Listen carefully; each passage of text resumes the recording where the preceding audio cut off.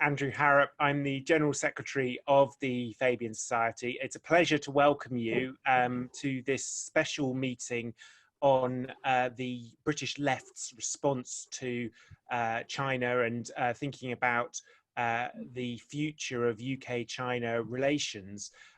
Obviously, an awful lot has been happening recently. We have the very disturbing recent events in Hong Kong, which we're going to have a particular perspective of in a moment. But obviously, the COVID crisis, which originated in China, we've got huge concerns about human rights abuses, the Uyghur community in China, and ongoing uncertainty about future trading relationships between China and the West, even in the last few days with Donald Trump's latest pronouncements on his views on various Chinese companies. So there's an awful lot to talk about. And, you know, the Labour Party and the left in the UK more broadly, I think has been sometimes a little bit uncertain on its views to take on relations with China, particularly because of its sort of distrust of Donald Trump's regime and, you know, sort of a feeling that, sort of being pulled between different forces in the world and uncertain where to take a stance.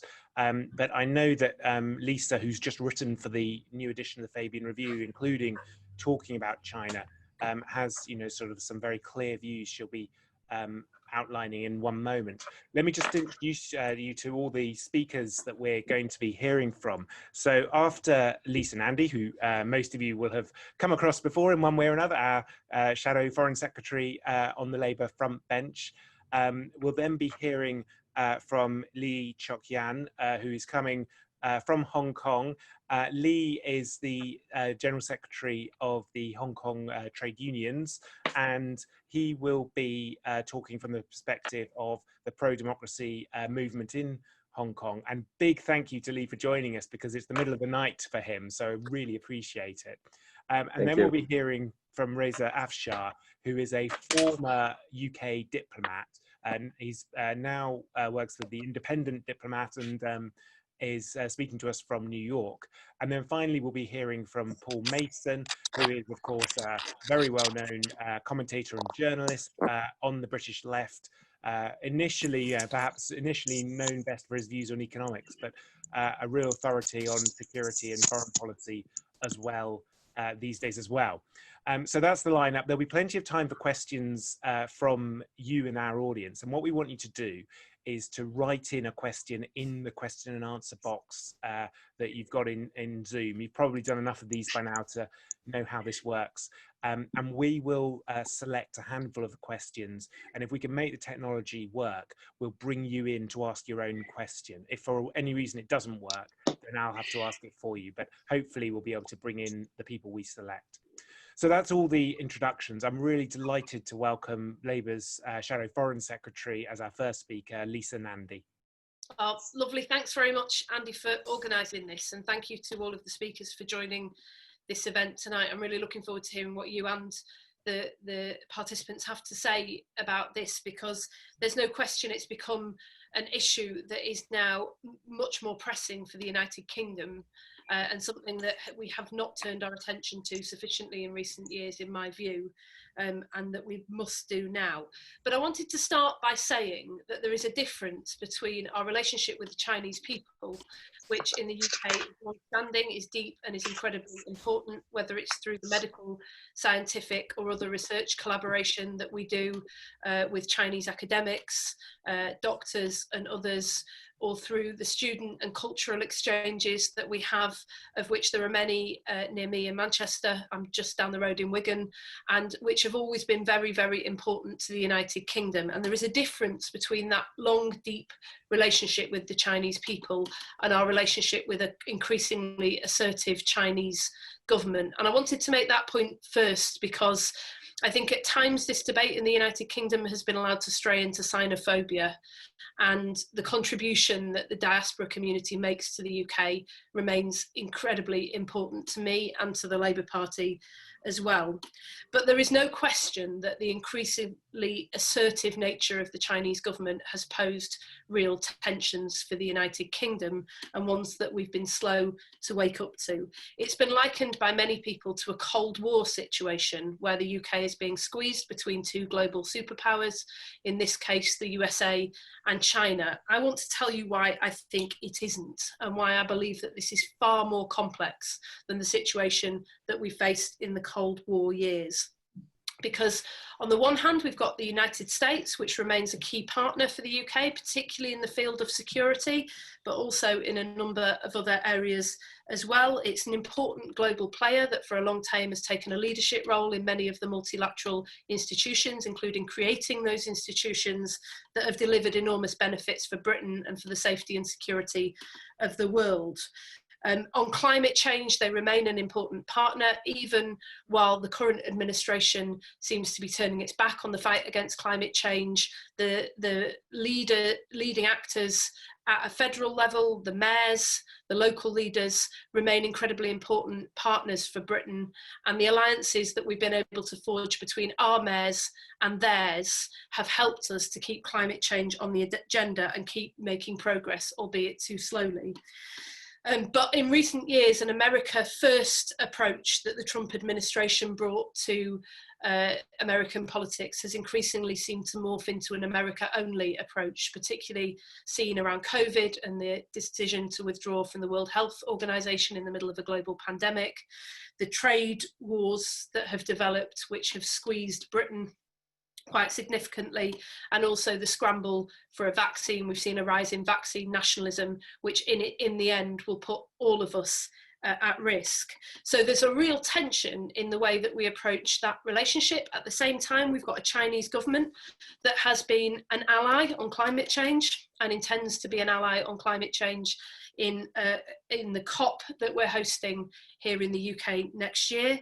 The collaboration that we've seen, not at state-to-state level, but between those brave doctors and whistleblowers who blew the whistle on COVID, and the medical and scientific researchers that have continued to collaborate in efforts to find treatment, diagnostics and a vaccine in recent years, in recent months, those international efforts that have withstood the politics, the geopolitics of the current climate, that has been incredibly important.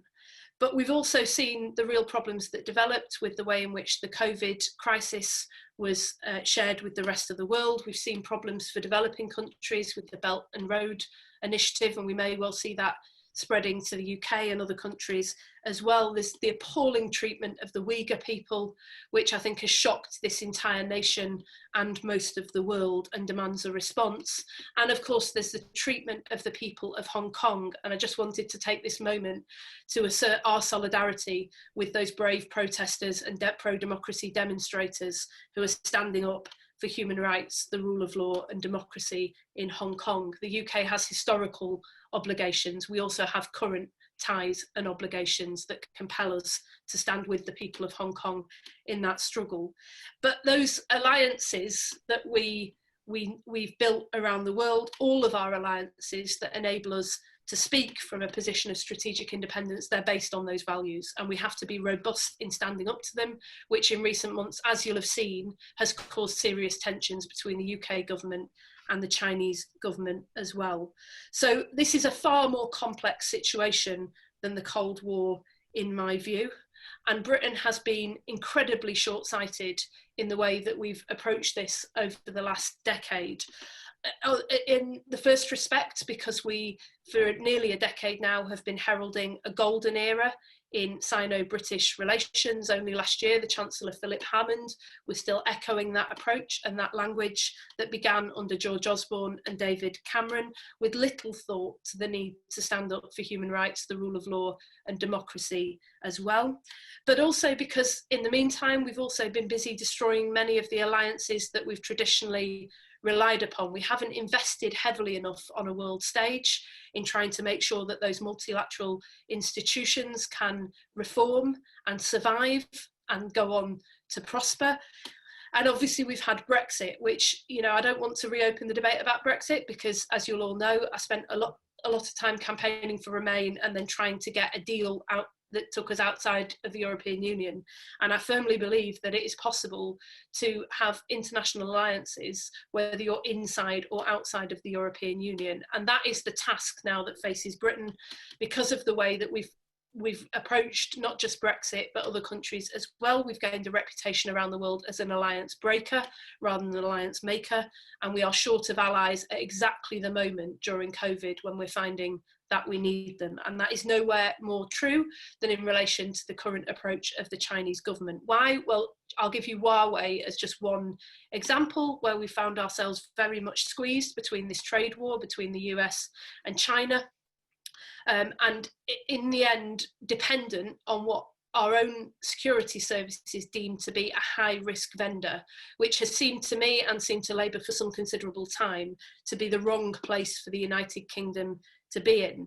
But we've also seen that squeeze in trade wars in relation to the USA as well. We're currently undergoing that in relation to Scotch whisky, for example, which is having huge implications for the economy in Scotland because of the trade war between the USA and the EU.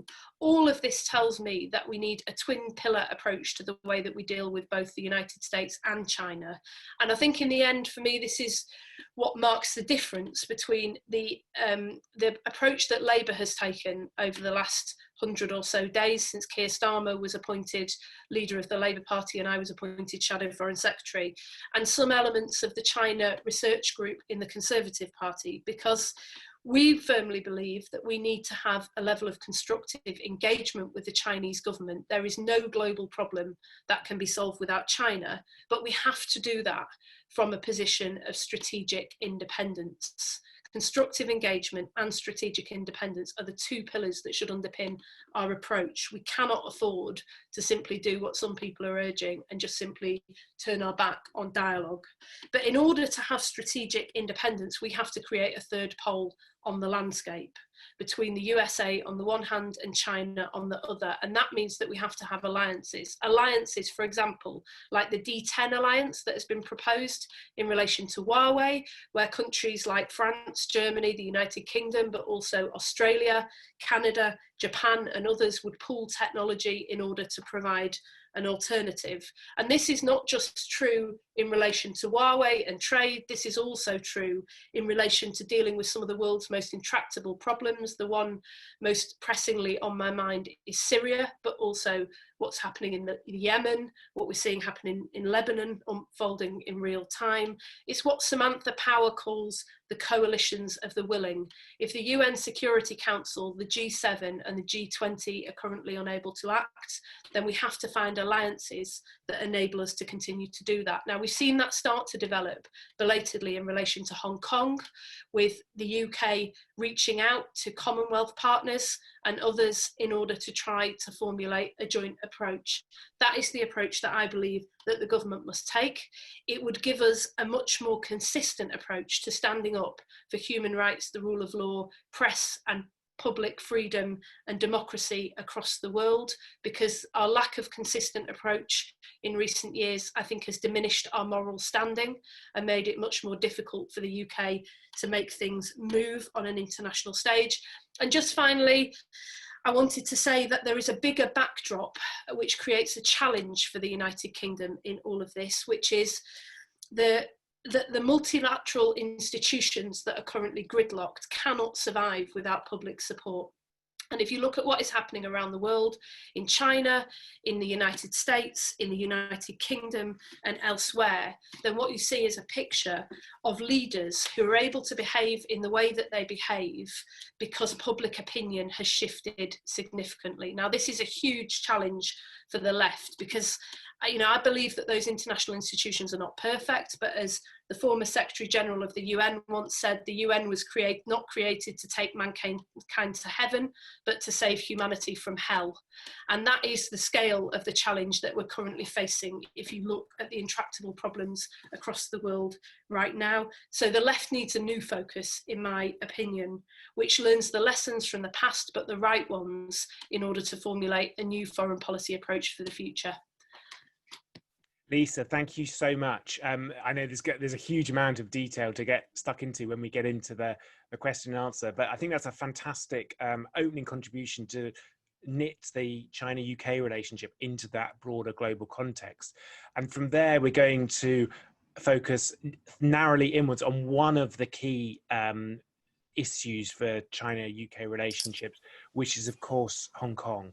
And as Lisa said, our historic relationship with Hong Kong and our ongoing trade relationships, but relationships of friendship and family as well. Lee Cheuk-yan, it's a pleasure to have you on the call, and we really want to hear the latest developments and your perspective from the pro-democracy movement. Yeah, thank you for the invitation to join this very important conference and platform. And I would just like to go through some update first, and then we will go to the discussion about the way forward. The update is, of course, everyone knows that the national security law had come to Hong Kong, and the latest is to strike at 4 young people, 16 to 21, for sharing on their Facebook posting a call for Hong Kong independence from a website or from a social media outside of Hong Kong. And then because of their sharing, they are arrested, and this is very clearly a way to intimidate the young people for, forcing them not to speak their mind out. Of course, I'm not for independence, but I think everyone have the right to speak out their mind. And they are not calling for action. They just share a posting. And then 4 of them are being arrested. That's the first one. The second thing that had happened is on the election. Now what they're doing is, firstly, they disqualify 12 candidates for the election, which is the usual tactics they use. In the past, they have already used that. But this time they include, the excuse is that the people that the candidate are not sincere in embracing or upholding the basic law, and that including opposing to the national security law. So if you claim that you oppose the national security law, and then you will be disqualified. So the 12 disqualified is not the only 12 that disqualify. The narrative of the government is that we now disqualify 12, but it doesn't mean that the other candidate can pass in the future. But anyway, they said we will now stop the disqualification. But at the same time, they delay the election. So the other thing that they did, apart from disqualification, is to delay the election for 1 year. And under Hong Kong law, this is not allowed. Hong Kong law only allow you to delay it for 14 days. But then they will use the emergency regulation in the name of the COVID-19. They delay the election. And one thing they mentioned in the delay, one reason they mentioned, is because there are people in China that want to vote. And those people in China, of course, is Hong Kong, maybe resident that had gone to China to stay there. There are 300,000 of them in China. And under the present situation, they believe that it's very difficult for them to come to Hong Kong to vote. And those who stay in China is traditionally the pro-Beijing voter. So if they are not allowed to come to Hong Kong to vote, it will be a disaster for the pro-Beijing camp in Hong Kong. And therefore, this is an excuse. And that they use the COVID-19 excuse to delay the election. And how they do that, the other thing that is damaging is that they would do it through the National People's Congress again.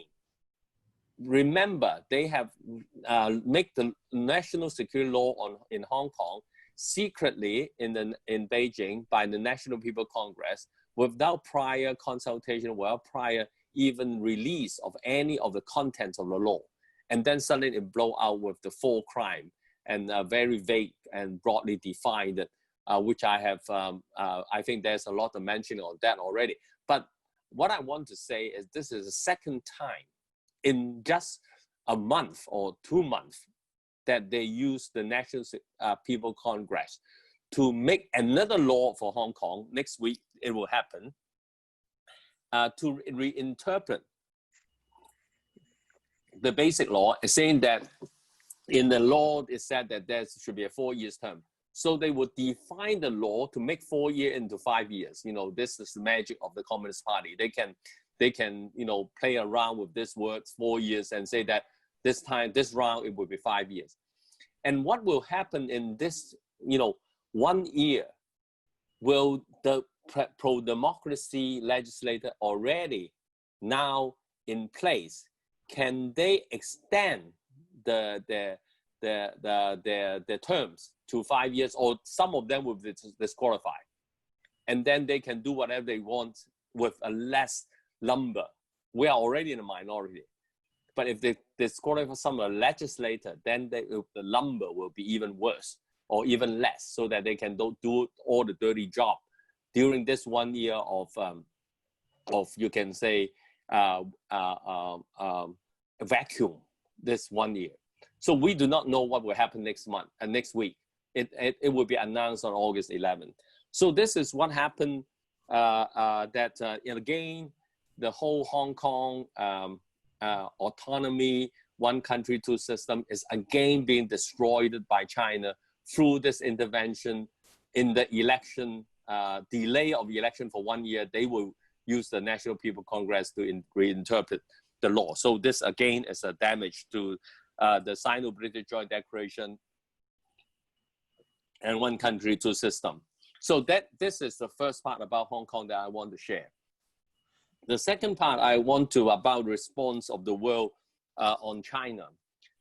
Firstly, as a union, I'm the General Secretary of Hong Kong Confederation of Trade Unions. I have been with the International Trade Union, including the British TUC, debates for many years on how to look at China, especially the All China Federation of Trade Unions.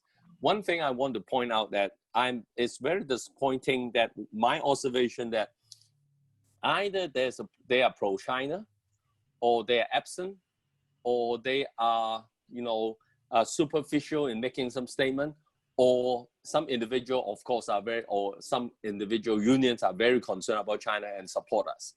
But the majority is quite disappointingly not really fighting for workers' rights in China, but rather want to engage with the All China Federation of Trade Unions, which is a fake union.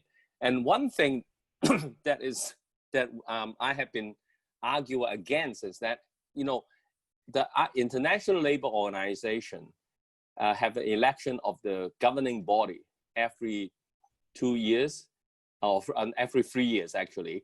And in the workers group, there are only 14 representatives. The ITUC leave 1 seat for the ACFTU, which meaning that they legitimize the All China Federation of Trade Unions as a union. We don't think they're a union. They are only a party apparatus, suppressing actually labor rights. But the ITUC leave 1 seat to the ACFTU in the election. So they are being legitimized as representing as an elected representative of the trade union all over the world. This is very disappointing. And in this fight, the ITUC excuse is that if we don't leave them 1 seat for the ACFTU, we will anyway lose. Even if we will have 14 people fill up, we will lose out to the ACFTU anyway. So then they say, why don't we just leave 1 seat for them? But this is disappointing.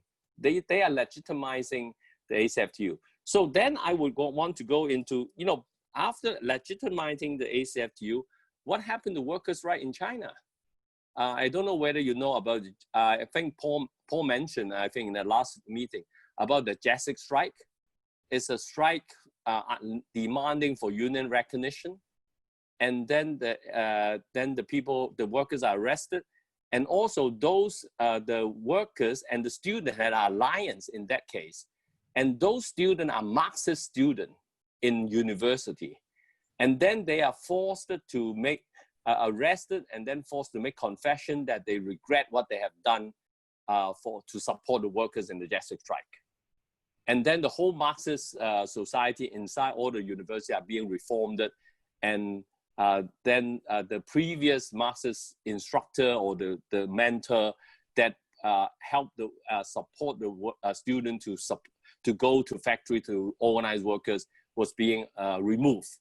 So this is the Chinese Communist Party. The ideology is suppressing the workers' rights in China. And the other case I want to mention is that, which is quite important now, is I think, and then we hope that there can be something done by the UK left and also the Labour Party, is the Uyghur labor problem. You know, they are being now identified already. The Uyghurs are being massively busted to some factory. They are forced to work there under low wages, and in the name of training, and all this. The face masks are being shipped to United States, shipped to Australia. I don't know whether it was shipped to UK. But again, this Uyghur labor rights problem and the labor education camp problem have been there for many already reported. What are we going to do with this supply chain problem? And those brand name, Uniqlo, Nike, Puma, you name it, everyone is involved in it. And what are we going to do with this supply chain problem? And I think this is something that I think we really need to refocus upon, is on the issue. Lisa mentioned about constructive engagement, but I think the engagement should also be critical, and especially critical in the area of the labor rights, human rights, and the Hong Kong situation, the betrayal of democracy in Hong Kong, and also the Uyghur right for survival, or for dignity. These sort of values should be very clear, seen by the world, that the left is on the value side, and not just for trade consideration, but really stand firm on value. And so the final point I want to make is the way forward. I just want to pose a few questions, because I think the follow-up to this meeting is very important. The first question is, who is our friend in the left? In the UK Labour Party, how can we build up more alliance that support human rights and labor rights in Hong Kong and China? And how do we do that? And are there a platform to do that? That's the UK level. But how about the world level? Are there the socialists, social democrats alliance in the world that have a platform that we can build alliance to deal with China and have the discussion on China seriously, and not just some superficial statement, that's it. And the second proposal that I have, apart from the first one is about alliance formation. The second is what's our narrative on China? Lisa mentioned that some right-wing think tank that had always been very much heavy research on China. Are there a left-wing think tank on China that we really can have the narrative in the future about what is happening and how to deal with China? And thirdly, how about the British TNC? Hong Kong Bank have kowtowed to China.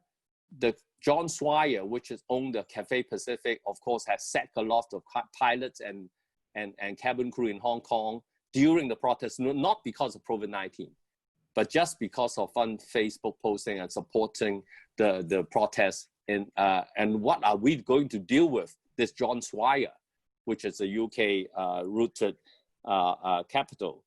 And finally, how about the Sino-British Joint Declaration? Can there be something done on that? I mean, the complaint to UN, go back to the basic, the Sino-British Joint Declaration being badly, interfere or, breach by China. And what are we going to do? That there seems to be nothing available in terms of instrument in the United Nations. This is a bit disappointing.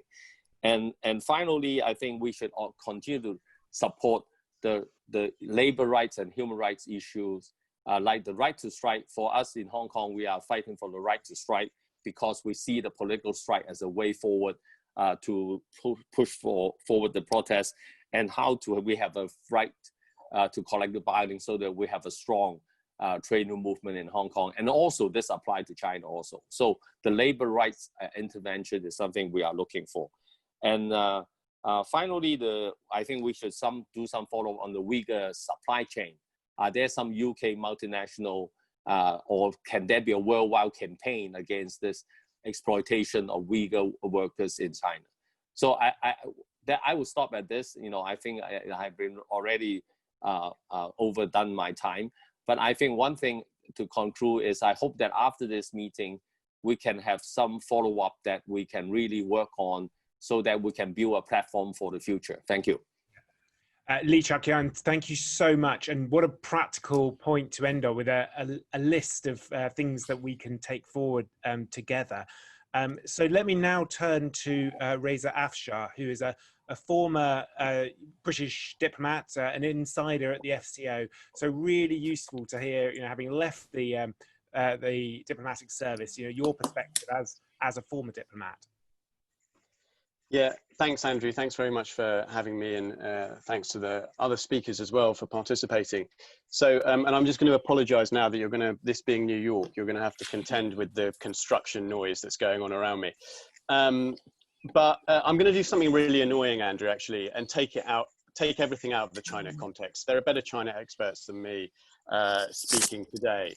But I think if we're going to talk about what the left's position should be on China and how the UK should interact with China and what that policy should be, it needs to be situated within a broader foreign policy that kind of makes sense. So I'm going to go a bit broader and talk a bit about what I see as the problems at the moment internationally, what the solutions might be in broad terms in terms of foreign policy, and then third, what that looks like in terms of execution, and then how China is situated within that. So very broadly, you know, I look around at the moment as a former diplomat, someone who sat on the Security Council and been involved in kind of negotiations and relationships with other countries. And what I see is a real breakdown of international laws and norms that we've previously in the post-war era used to govern our kind of approach to things. They're being systematically broken down, and in some cases very deliberately broken down. China is one of those countries that is interested in and has been systematically breaking down those laws and norms because it suits its narrow interests as it sees them right now. The second thing is that the kind of diminishing nature of liberal democracy and the alliances that go with it. Lisa talked about this at the beginning. Those alliances that can really serve us very well within the multilateral institutions that exist or outside of those multilateral institutions, those alliances have broken down. When you're dealing with a complex problem like China, those alliances are absolutely crucial. So if you don't have them, you don't have a policy on China, and you're not going to be able to execute anything sensible in that regard. And the third issue I see at the moment is this kind of quite, you know, obvious and new thing that's happening, which is the breakdown of truth and fact. And the problem with that, again, China is somewhat a country that's deliberately attacking those kind of objective truth, objective fact. The US is doing it. The UK is doing it to an extent. It's becoming a thing that is a real tool of populism, but it's become quite a widespread tool and a problem. And the issue with that is that when you're then trying to formulate policy, whether it's on China or anything else, is that you can't, if you can't establish objective truth and fact, it's very difficult to tackle the problem. It's very difficult to form alliances to tackle that problem. So we've got this international system at the moment that seems pretty broken. The UK, with Brexit, but with other issues that are going on, is kind of inward focused. And that is something, the inward focus that the UK has got at the moment is not just a Brexit problem. This is a problem that lots of countries seem to be exhibiting at the moment, an inward domestic focus rather than a broader internationalist outward focus. To my mind, you know, China needs to be, our policy towards China needs to be situated within a foreign policy that deals with the broader problem? How do you restore international norms and laws? How do you bolster the international institutions that can help you do that? And how do you advance law to deal with, how do you advance international law and advance alliances to deal with emerging problems, whether it's existential things like climate change or attacks on the free internet? How do you do all those things? And where do you situate China within that? My view is, again, Lisa's touched on this, is that we need to be really clear about values. We need to be clear about what the vision is for our foreign policy, what the values are that underpin that, and then to try and consistently execute that wherever it may be. Of course, it's impossible to do everything everywhere all the time, but if you look back at, for example, Robin Cook's ethical foreign policy, the underpinning of that was sensible. But when it came to execution, in the end, there was a lack of consistency. And when you get that lack of consistency, it undermines the legitimacy of the approach. So you've got to have a kind of consistent approach to values. And when you look at somewhere like China, but look at foreign policy writ large, I think if you have that guiding principle, one, values, two, listening to the people who are most affected by the crises and conflicts that are happening, it gives you real legitimacy. International institutions fail to do that. Countries fail to do that. When we talk about the Uyghur, we should be talking to the Uyghur. We should be talking to them about what their responses, what their policy responses would be. We should be absorbing that and working that into foreign policy. When we talk about Hong Kong, as we're doing right now with Lee, but with others, we should be talking to people from Hong Kong and getting their perspective on what they think the right answer is. The people who are most affected by crises are always the ones who are going to have the most sensible policy ideas and options. And we need to work that not just into our own foreign policy, but into the international institutions that we're trying to bolster. The Security Council should regularly be hearing from people from Hong Kong. It should be regularly hearing from the Uyghur. It should be regularly hearing from any affected parties in crises all over the world. It'll help them make better decisions. In terms of execution, I've talked about consistency. I've talked about values. I also think that we need to think about the institutions that we have within the UK and some of the and bolstering those and building those up effectively. But we also need to think about what we can do with others globally and how to build those alliances. When it comes to China, in the past, I feel like there hasn't been a consistent approach, and we've made it overcomplicated. It is a really complicated situation, but if you're guided simply by the values that you're espousing as part of your foreign policy, it helps you to tackle those things one by one. So as an example, we have to be clear that China is a coercive force in the world. We have to be clear-eyed about that, and we have to work with others to combat some of that coercive nature that it has. Second, we have to be clear that some of what China does is not really visible. So like the things that it does in parts of Africa, for example, or even in its own neighborhood, it's pretty subtle. It's the buying of influence is a pretty subtle thing.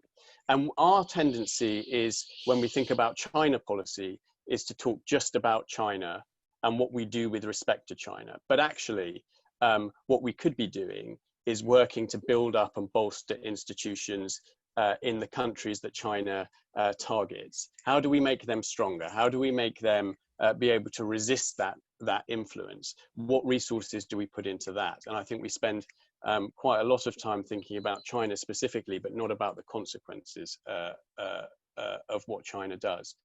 The final two things I'd say is this.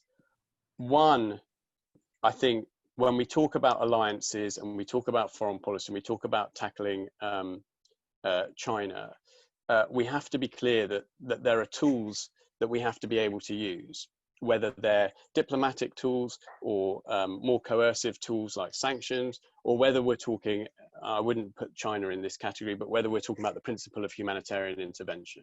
I think, you know, the left, for me, and I'm sorry to tackle this directly here, but I think the left for me has somewhat lost its way since Iraq. I think Iraq was a big turning point for the leftist thinking on foreign policy. And I think we've got to a point now where we're almost shy about using some of the more coercive tools that are available. But if you want real multilateral outcomes, perversely, you actually need to be prepared to use some of these more coercive tools, and to do so sometimes outside of multilateral systems. And it's only then, when people see that you're serious, that they're prepared to compromise with you inside a multilateral system. So I think we need to think a bit more carefully about making sure that those tools are on the table, that we're comfortable with them, and that we understand when and how to use them, so that you don't get a situation like Iraq, but you do get situations where how we use the full toolbox that we have diplomatically, that how we use that feels legitimate and it feels right. And that's where I come back to what I said earlier on, which is that the key, I think, to tackling any foreign policy issue, including on China, is to really focus on the people who are most affected, and to make sure that we are getting from them their perspective on how their problems should be solved. And that gives you the legitimacy, I think, to execute your foreign policy the way that you would like. I'll leave it at that. Great, Reza, thank you so much. Yeah, sort of who is not at the table, and your challenges to the British left's thinking on diplomacy and security tee up very nicely our last speaker, and that's Paul Mason. Thank you. Thank you, Andrew. And thanks to the other speakers. My perspective, to be cards on the table, is I'm on the left of the Labour Party. I was a supporter of Jeremy Corbyn when he was leader of the party. I identify as a Marxist. I've visited China 6 times to overwhelmingly focus on the emergence in the 2000s and the early part of this last decade of an independent labour movement. I have to say that there's not much left of it because of the levels of repression that Xi Jinping, you mentioned the Jasik strike there, Lee, there have been many strikes, but they are increasingly repressed for a different reason from what they used to be repressed. We'll come to this. But I want to start, first of all, by acknowledging something. I'm from the same part of the world where Lisa represents, Wigan in Lancashire. My granddad and great-grandfather were miners. They were ultra poor in the late 19th century, but they would have been a lot poorer if British imperialism hadn't systematically exploited and oppressed China. We can see what happened with the slave trade. We're making huge strides in recognizing the oppression of black people historically by this country, but I'm afraid we have not sufficiently recognized the legacy of imperialism. So one of the first things we need to do as a labour movement is always, rather than the way that the Australian labour movement does with Aboriginal rights, always acknowledge that our country did something wrong. On the basis of that, however, we have to move forward. Now, since 1999, Tony Blair's Chicago speech, all British foreign policy has arguably been focused around the assumption that there is an international community. Even under Jeremy Corbyn, who, as you know, was a big critic of what Blair did in Iraq, and even some of the things of the missteps that Corbyn took, like over the Skripal case, there was always an attempt to invoke international institutions, law, and multilateralism. The problem we have is that, for reasons that we've got not enough time to go into, some of which are Britain, Blair, and Bush were culpable, that rules-based, multilateral, law-based order is falling apart. After the Georgian War, Russia announced a policy of multipolarism. So that means that it now has decided that it has the right to create spheres of influence and compete directly in those spheres of influence. China came up with the concept of a community of common destiny, which sounds nice and is nicer than a war of all against all, but was a call for the West to allow a negotiated entry of China into peer status with the United States and Russia. What changed it all was Trump. Trump announced from the get-go that I think it was H.R. McMaster, his national security advisor, May 2017, from the get-go, there is no international community. There's just competition. And this year, Mike Pompeo has spelled out a series of positions which basically concretize that. The USA sees China now as a strategic competitor, and it's going to up the ante and be quite tough there. Now, in that, the point about having even if you think the rules-based system never properly worked, it was always skewed to America, etc., which it was, the point for Labour is, if you aspire to a rules-based system and you think it's possible to amend it, then you can begin from principles. If there's no rules-based system, and if it's a Hobbesian war of all against all, then it's quite difficult to begin from principles. I take Reza's point, but that's the fact.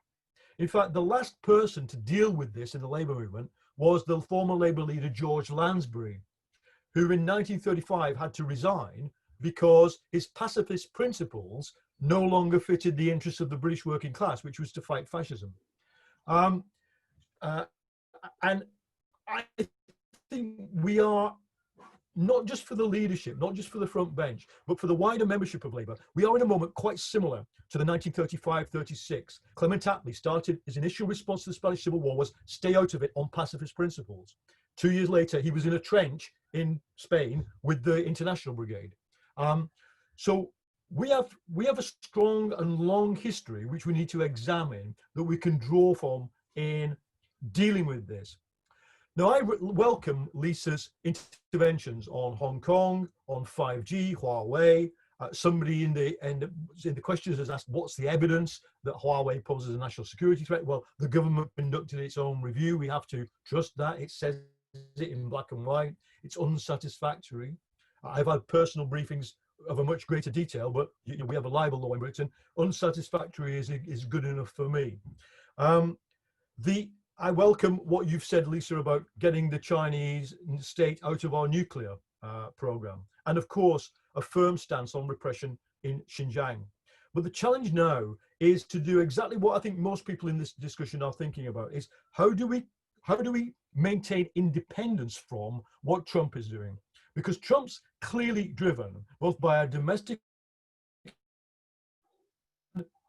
there is xenophobic, Chinese, xenophobia, the USA at stake, and what's happening in British politics is that the pro of the GOP, Tom Cotton, the Arkansas senator, has been virtually over here speaking to the China Research Group of the Tory party, pushing what? Not just a tough line on China, but the abandonment of the ideal of a rules-based multilateral order. So what some of the people in the China Research Group want is to forget NATO, forget the UN, move to what they call a Five Eyes international alliance. That is Britain, Canada, United States, China, Australia and New Zealand. Now, the Five Eyes alliance exists in intelligence, and there's nothing we can do about that. But I would say, the first thing I would say, don't go there. The other thing, of course, is that we are a medium-sized power. We have nuclear power, we have an armed force, but strategic competition with China is not a choice we can take. If somebody else wants to do strategic competition, we can join them, the USA, or if the European Union wants to sit in between with an independent, for example, an independent technology sovereignty strategy, which the USA hates, independent from both China and the USA, we could join that. What we can't do, again, another question in the sidebar is, should we send ships to the South China Sea? Well, we've only got 19, and there's a slight problem of securing our own borders with those 19. But no is the short answer. What can we do as Labour? Number one, on human rights, we cannot compromise. We are universalists. We support the Universal Declaration on Human Rights, and indeed, our party in government played a huge part in creating it. Today, we've seen the all-party parliamentary group on Hong Kong call for Magnitsky sanctions, not only against the CCP over what it's done on the national security law, but against Carrie Lam. And I think that is worth considering. The second thing is something really prosaic, and it's something that everybody's alluded to. We have no capacity.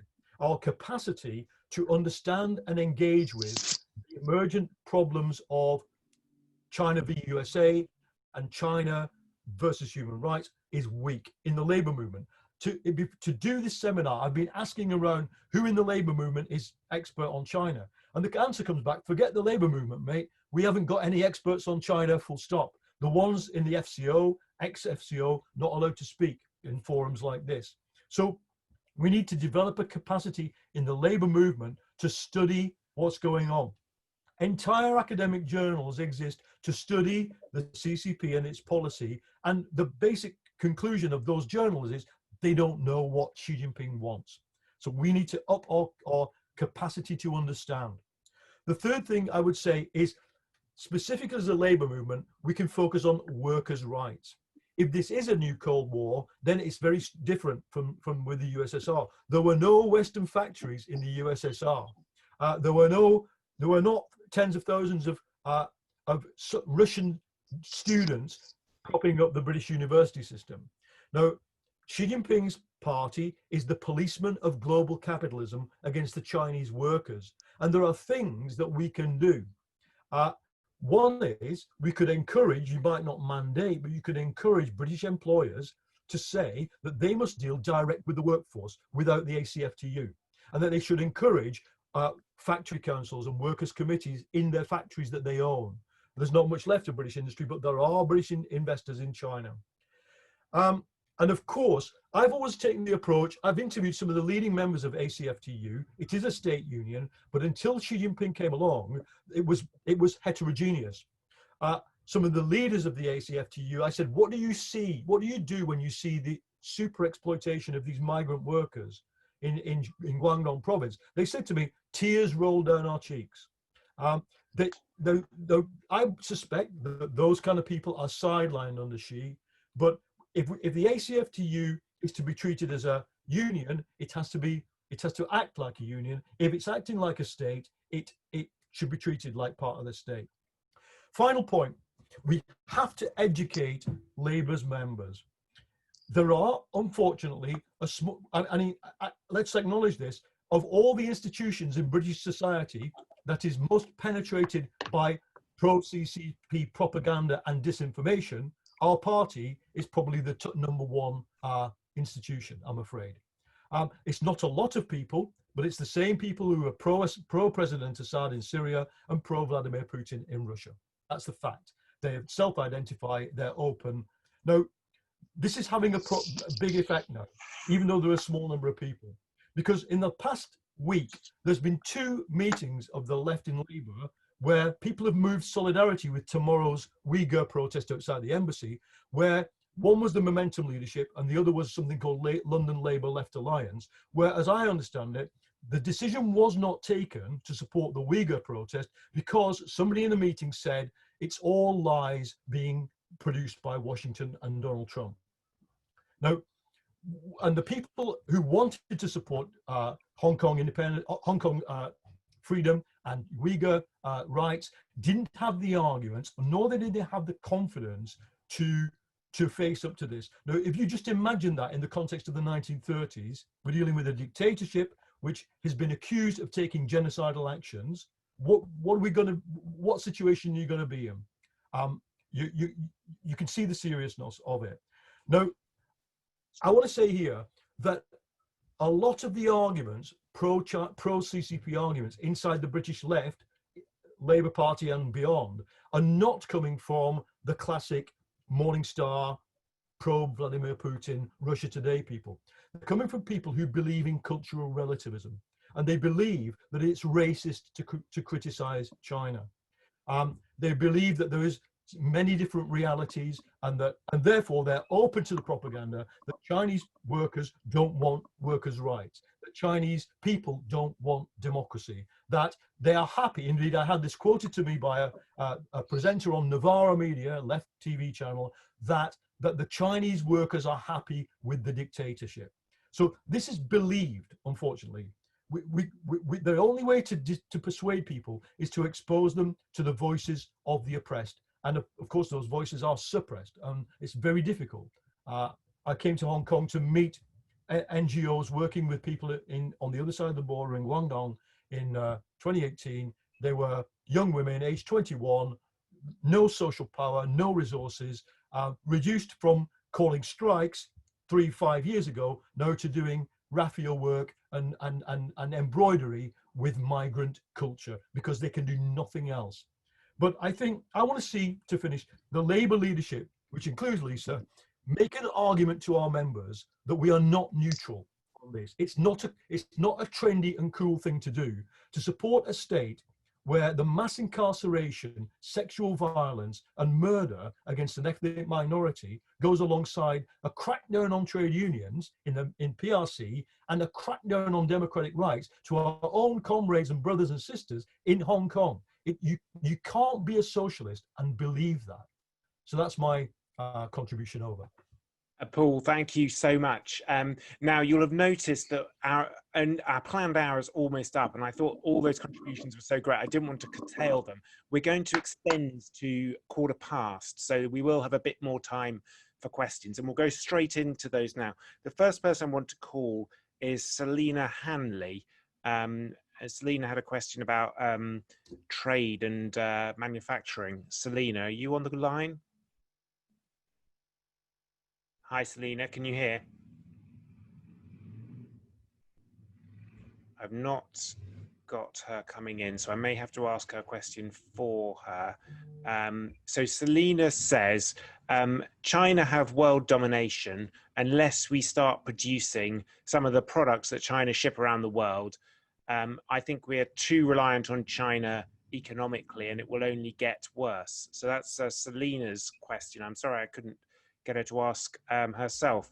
The next question I'd like to call is from Sonny Leong, who is from Chinese for Labour. Sonny, are you there?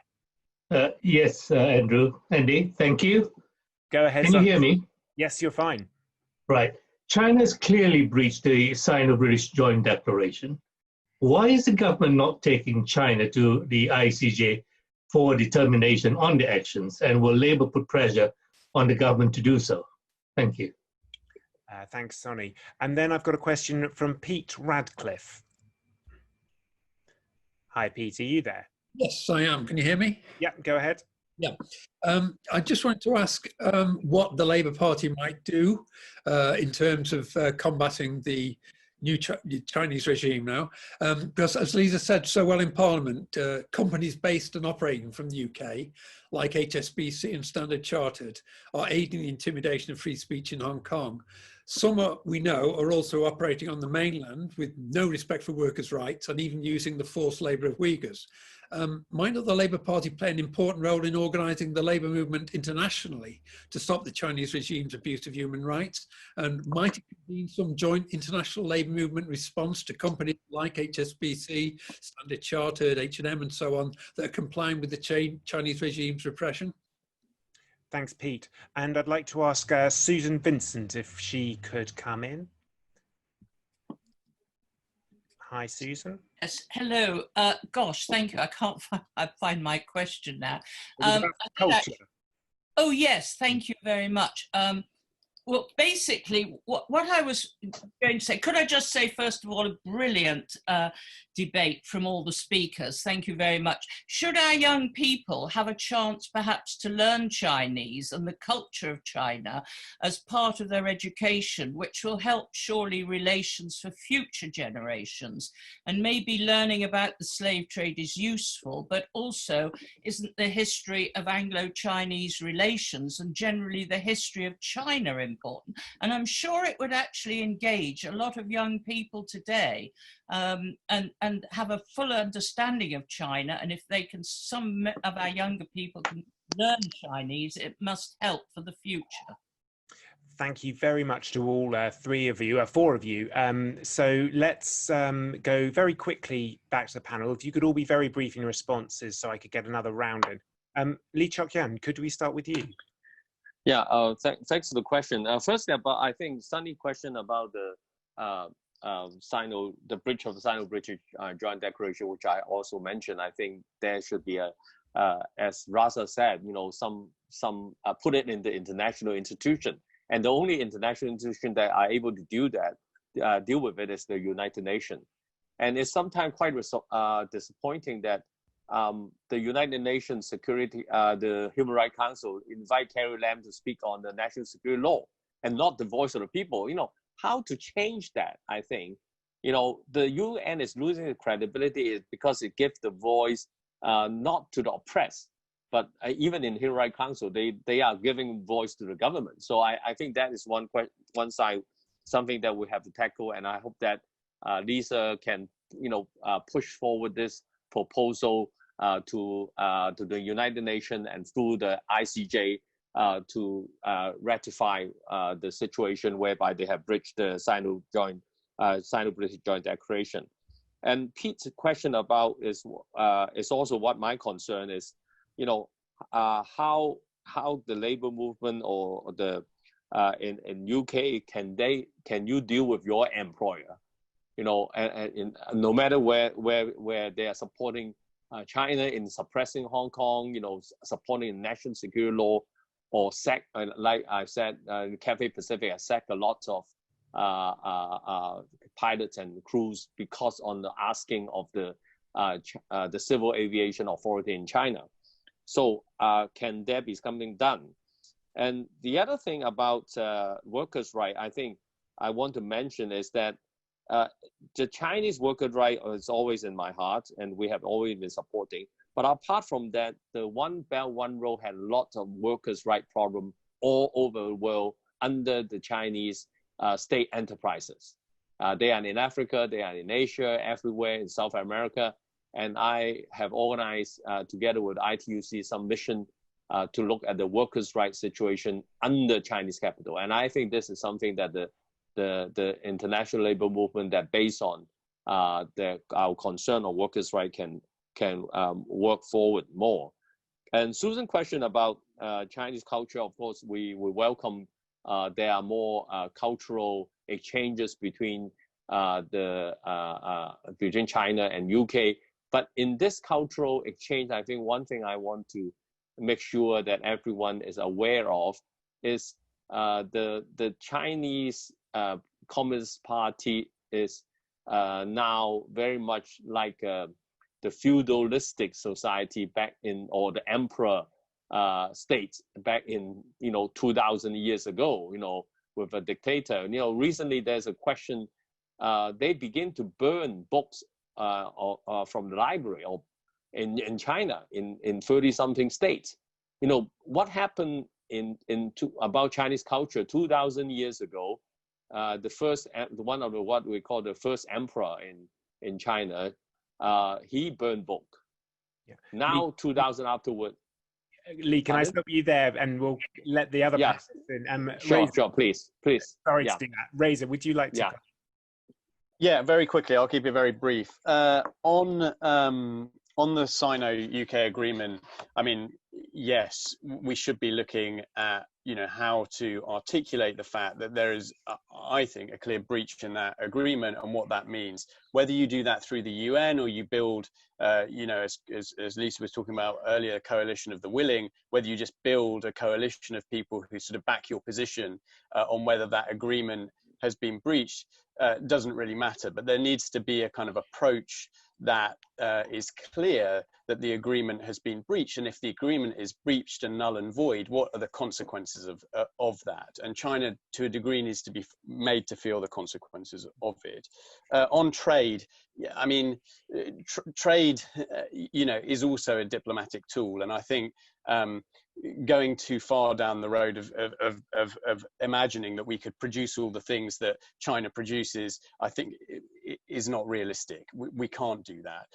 The thing that we do have to do is make sure that anything that is related to our national infrastructure or security infrastructure is produced within the UK and is not something that we rely on China for. But I think you have to think about trade as a useful tool for getting some of what you want. And I think trying to sort of circumvent that completely is just not going to happen. It's not possible.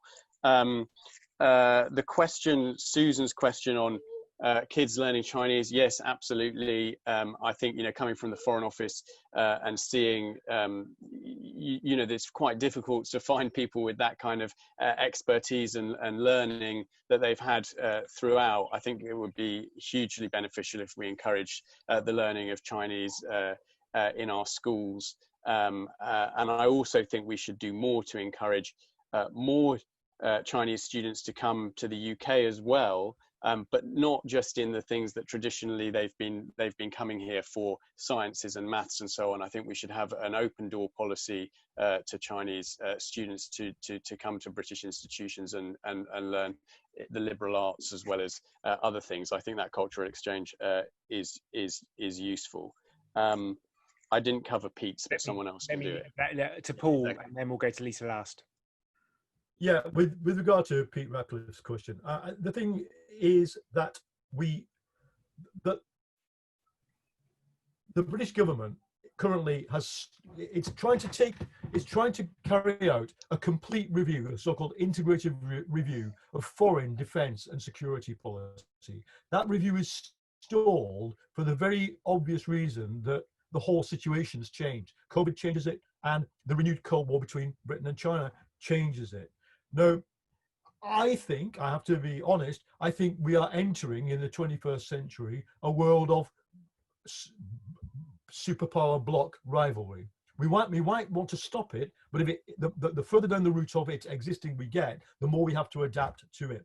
And the craziest thing, I don't want to rerun Brexit, but the craziest thing is that if we Europe is big enough to have an independent foreign policy. I focus a lot on technology, and the European Union has now got a policy of technology sovereignty, which means sovereignty in the face of Silicon Valley and of people like Huawei and ZTE in China. Now, the European Union can realistically have a technology sovereignty. We can't. Or if we do, we can only have it as part of one of the other blocks. Now, in that light, I think it's important that the labor movement, above all, because there is a labor movement in America, but there's no Labour Party. We above all, we have to try and do what we do through the Party of European Socialists, which we're still a member of. We have to be able to interrelate with them. And yes, towards companies like Standard Chartered, HSBC, but also there are the remains of UK manufacturing. I think the thing we've got to get our heads around is that, again, unlike the Cold War was essentially a geospatial conflict. There was, East Europe, West Europe, there was a border, there was espionage on both sides, there were spheres of influence. But modern diplomatic and security conflict takes place in many dimensions at once. So that our infosphere, the Labour left's infosphere, is a dimension of conflict between these major powers. And in other words, you may not be interested in global inter-superpower rivalry, but it is interested in you. And I think the most important thing we can do, we need to maintain diversity. All my critiques of the pro-CCP left in Britain are carried out on the basis that I want to be able to share the space with them. I'm not trying to shut anybody else down, but we need to be able to equip young people and militants and activists in our movement with the mental capacity to deal with disinformation and what Reza called the attack on truth, because that is coming down the line both from Moscow and from Beijing, and of course from Washington and from the allies of President Trump. We just need to have a resilient movement. Paul, thanks so much. Lisa, over to you. Thanks very much. And yeah, I'll try and do this as quickly as possible, but you did ask us lots of questions, Andy, just to lay the blame squarely back on you. And they're all really good questions. So one thing I would just say, firstly, off the back of what Paul was saying about COVID and the events of recent months having changed things, is that I think that the international context had already changed. I just don't think that the UK was in any place to actually understand that, because my belief is that for nearly a decade now, the UK hasn't had a foreign policy. We've had a trade and growth policy, and that has been the lens through which we've seen our relations with the rest of the world. And I think that we're paying the price for that now. I think belatedly as well, some people in government are starting to wake up to that, particularly in the Foreign Office, but it's not necessarily the case across the board. And I think if you are going to build a foreign policy approach for Britain, then it should start with the people. So I think Susan's question about young people is particularly important in order to empower those young people to understand the world as it is, so that they can start to remake the world as it ought to be.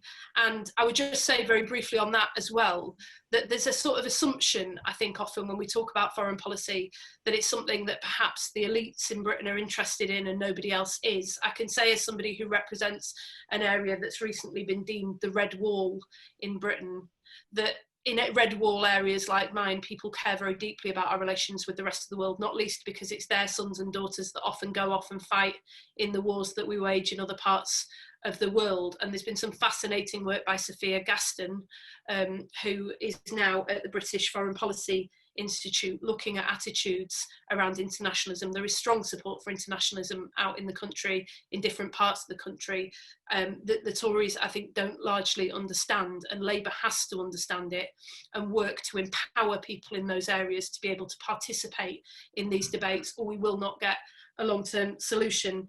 And that sort of brings me to Sonny's question about because I think that the government's approach to Hong Kong has been slow, but has been largely right in that there have to be concrete actions that follow breaches of the joint declaration. My issue with the government is not that they've tried to set out those concrete measures and steps that will follow, it's that they've been too slow and they're far too limited. So as Paul said, why aren't we bringing in Magnitsky sanctions for some of the officials involved? Why aren't we investigating police brutality in Hong Kong? If we can't get the Hong Kong authorities to do it, why aren't we doing it ourselves, and why aren't we building that wider alliance? The world is looking, crying out for leadership on this issue, and they're looking to the UK as one of the signatories to the joint declaration to lead, but we're just absent from the world stage at exactly the moment that we're most needed. And finally, just on Pete and Selina's points, because I think that they're linked, I think it's absolutely right to say that those companies like HSBC and Standard Chartered should not be free to go off and undermine the very strong statements being made by the UK government. We should be presenting the best of British business to the world and not the worst. And belatedly, Dominic Raab did bow to pressure and make a statement about that, but I think that we need to be much tougher. For example, the London Stock Exchange was never intended to be a home to companies who routinely flout human rights, the rule of law and democracy in other parts of the world, and I think we should start exploring what options we have here in the United Kingdom. And I think that we need much more investment in homegrown industries as well in order to preserve that strategic independence, not just on 5G, but on issues like nuclear. It is a nonsense that the British government has a policy at the moment around nuclear power that countries across the world can come and build us power stations, but we can't do it ourselves here in the United Kingdom. And I very much agree with Reza that I think there's a real need to draw a distinction between investment and investment in critical infrastructure. That is the thing that is really, really concerning, and where I think the government has seriously taken their eye off the ball in recent years. Lisa, thanks so much. And now I'm so sorry, everyone, we're out of time, so we're not going to be able to do another round of questions. I mean, that we could have gone on for another hour. That's been such a fascinating conversation. And if you've looked at the Q&A line, you'll have seen how many great contributions there were. So we're just going to have to do another discussion on this sometime in the autumn. But for tonight, thank you to our 4 speakers, fantastic contributions. And thank you to the hundreds of you who have joined us this evening for the last Fabian meeting of the summer season, but there'll be a lot more coming in the autumn. Enjoy the rest of your evening. Thank you. Bye. Bye. Thank you.